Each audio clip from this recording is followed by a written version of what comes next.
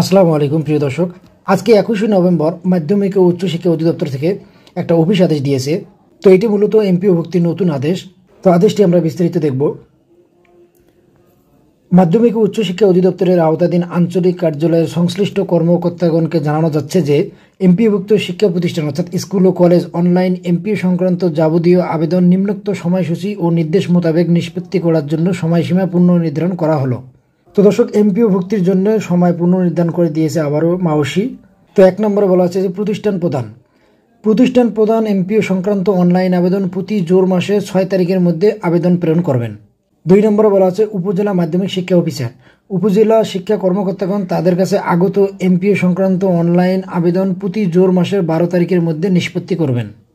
3 নম্বরে দেওয়া আছে জেলা শিক্ষা অফিসার জেলা শিক্ষা কর্মকর্তাগণ তাদের কাছে আগত অনলাইনে এমপিও আবেদন প্রতি জোর মাসের 20 তারিখের মধ্যে নিষ্পত্তি করবেন।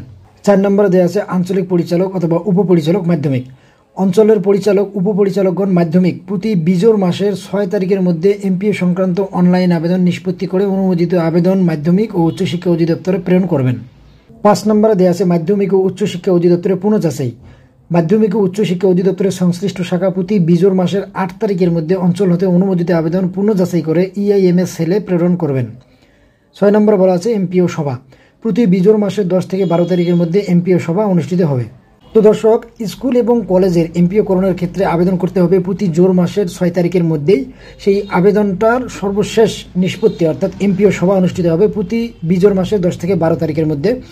তো 14, 15, 16 এরকম তারিখে হয়তোবা এমপিওর পূর্ণাঙ্গ খবর পাওয়া যাবে যে এমপিওভুক্ত হয়েছেন কিনা।